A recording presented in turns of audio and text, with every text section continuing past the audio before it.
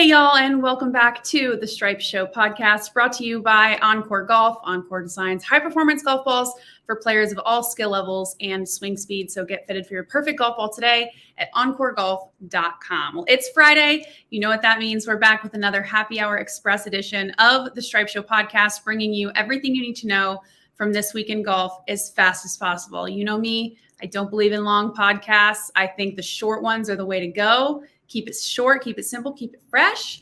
And I'm super excited to talk about a lot of different topics in golf with you guys today.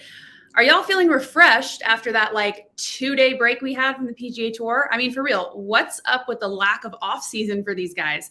I don't know what needs to happen, but something needs to happen so that the pro golfers, the golf media, the golf fans, everybody needs a little bit of time off. And I do think it would lend itself to the excitement factor a little bit. You know, you look at people getting so excited for college football kickoff game day, or NFL game day, the first NFL game day, or opening day for MLB. And we don't really have that for the PGA Tour because it's such an ongoing season. It's something that's unique about our sport, but I think that everybody could benefit from a little time off personally. I don't know how these pros feel, but I know that I could use a couple of weeks off for sure. But nevertheless, we're back at the Fortinet Championship in Napa Valley. After Thursday's round, Chez Reavie with the hot start at 7 under, a little bit out of left field. And Jon Rahm was pretty much the only, super big name besides, the Will Zalatoris's that was attending this event. Jon Rahm fighting a stomach bug, shot even on Thursday. He withdrew from the Pro-Am on Wednesday, and everyone wasn't really even sure if he was going to play at all. And some interesting comments, though, after Patrick Cantlay was named Player of the Year. Let me read you this quote. Rahm said, "Finishing runner-up doesn't feel too good. I know I felt like I played good enough to be able to earn that title. But unfortunate situations like the one at Memorial cost me. Had I been able to play, maybe win it, I think I would have tipped the balance towards myself. Maybe even play in the Olympics, have a good showing, and maybe even earn a medal could have tipped the balance as well." So as we know, Patrick Cantlay won the Player of the Year award earlier this week. Will Zalatoris won the Rookie of the Year award despite not even being a member of the PGA Tour. Conversation for a different time. Rahm definitely a little salty that Patrick Cantlay won the Player of the Year award and he didn't. He felt a little bit deserving of it. Obviously said that Cantlay, the multiple wins and the playoff victories were very deserving. But thoughts on if you guys think Rahm was snubbed at Memorial. Obviously, we know he was snubbed at Memorial. But do you think he should have gotten Player of the Year given all of the circumstances, given testing positive for COVID multiple times? I saw several jokes on Twitter saying that Patrick Cantlay won the Rory McIlroy award. We know how much the PGA Tour loves on Rory McIlroy. So, but nevertheless, Jon Rahm back in action. It's funny because even though he's 7 behind lead after Thursday, he's still 4th in the odds to win the tournament. So that just shows the strength of the field this week in Napa Valley. But let's turn the attention to the topic of the week, and that's Brooks Koepka. Is anyone surprised? Lots of headlines from him, so let's just run through them. Brooks said he's confident he'll reach Tiger in number of majors won.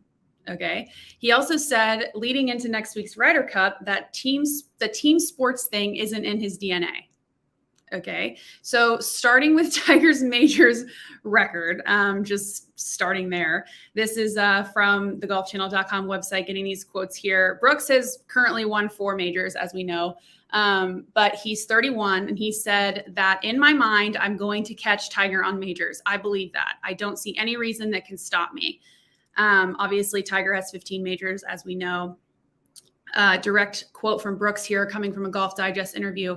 "I'm 31, have another 14 years left. If I win 1 a year, I got Jack," who, as we know, has 18. "People misconstrue that as being cocky. No, that's just my belief. If I don't have that belief, I shouldn't be out there. If you don't think you can win, why the hell are you teeing it up?"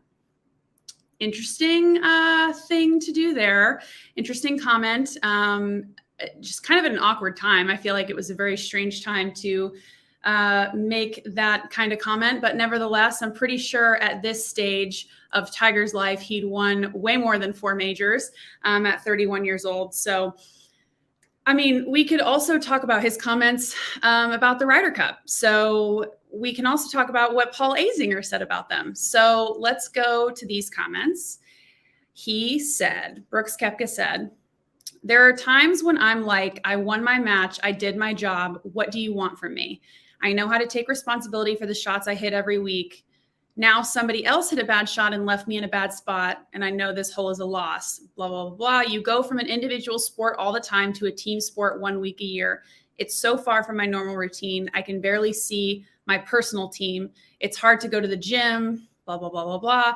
Under regular conditions, I take naps a lot. I might take an hour, hour and a half nap or just chill out on the couch and watch SportsCenter before rounds, after rounds. There's no time to do that in the Ryder Cup. There's no time to decompress." This rubbed a lot of people the wrong way. And rightfully so, in my opinion. Travis and I talked about it a lot. Travis talked about it earlier this week on the podcast on Wednesday. But here's the comment from Azinger. "When I read that article, I'm not sure he loves the Ryder Cup that much. If he doesn't love it, he should relinquish his spot and get people there who do love the Ryder Cup. Not everybody embraces it, but if you don't love it and you're not sold out, then I think Brooks should, especially being hurt, should consider whether or not he wants to be there." So that's kind of where a lot of people, especially on social and in the golf Twitter world, were kind of going to battle about Brooks. A very polarizing figure, in my opinion, in golf. You kind of either love him or you hate him. Same as Bryson. But Travis made a good point earlier this week. What would 12 captain's picks look like, right? Why wouldn't you want 12 players who want to be there? Those players who want to be in that situation, who want to be playing in that tournament, are automatically probably going to play better because their mindset is different, right? So for everybody saying that this is about, well, you want Koepka, you want these players to be honest and open and truthful about what they're feeling, and you want them to be open, and then now you're blasting them for being honest. No. Yes, we want players to be open and honest, but we also expect them to not be assholes when talking about representing their country at the biggest team event of the professional golf calendar. Like, this has nothing to do with them being open or honest. This has to do with, like, is Brooks really that self-centered where for 1 week he can't figure it out? Because the sound of it to me doesn't seem like he wants to figure it out. Doesn't seem like he wants to kind of push himself to be more of a team player. It goes back to, think about when he was on the team at FSU. I would love to know how he was back then, and wonder if he was kind of in the same situation where team golf wasn't in his DNA. I just find that a little bit hard to believe. Obviously, golf, as we know, is a very individual sport. I get that, especially pro golf, very lonely out there.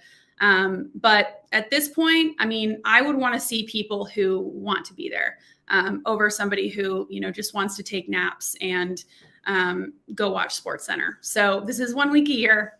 It's not, it's a huge deal in golf, but in the grand scheme of things, it's not that big of a deal to put your personal naps and your 5 a.m. gym sessions aside. I would just so much rather have people there who want to be there. On the Ryder Cup note, Kevin Na made an interesting comment. Obviously, a lot of people were pulling for him to be chosen for the Ryder Cup over the picks that were chosen, like Scottie Scheffler. So listen to this quote. He said, "If I had Bryson DeChambeau as my partner hitting driver, I'd be stuffing wedge in there or short irons. I'm a good putter and a good chipper. All these years, you're telling me that the U.S. team has been struggling because they have lack of length? No. If anything, it's been putting, guys able to make putts under the gun. It didn't matter what happened at the Tour Championship. Stricker already had his mindset. That's my personal opinion. I think it would have been great if I played for the team. I think I could have really brought some good energy and I could have contributed, and disappointing that I won't get the chance to do that."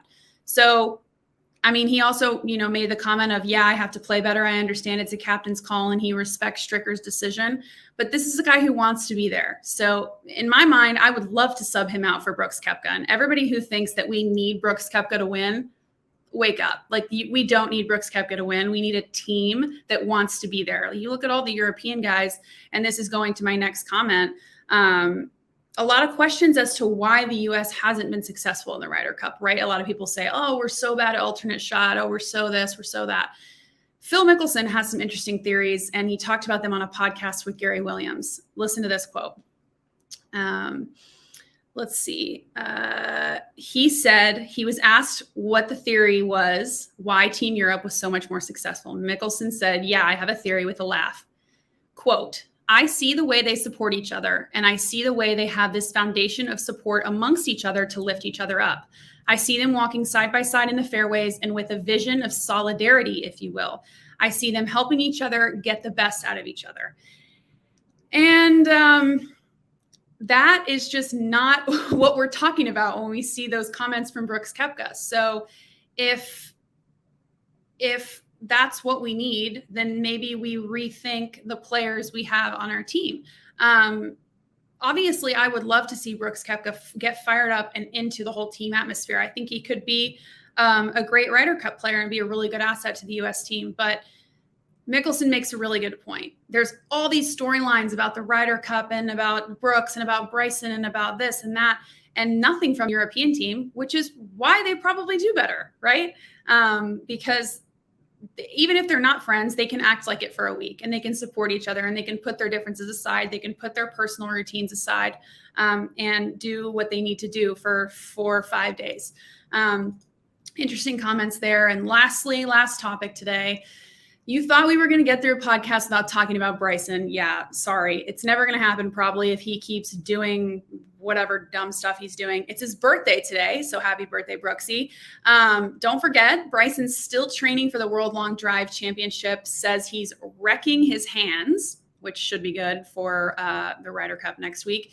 And he's also appearing in cringe TikTok videos saying he hits nukes when being asked what he does for a living. So interesting description, I guess, very cringeworthy. Kind of made me just want to shut my whole phone off. He was on Chris Como's live the other day, just absolutely airballing it into his basketball hoop in his living room.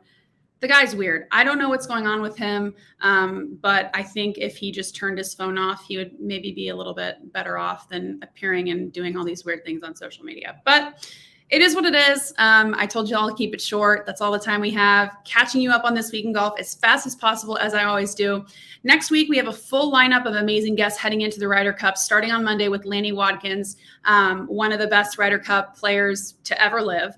And then Friday, Travis will be live at the Ryder Cup in Whistling Straits, and me and him will talk all things golf heading into the weekend in Wisconsin. So don't miss that one. But happy hour is over and out. Cheers, and make it a great day.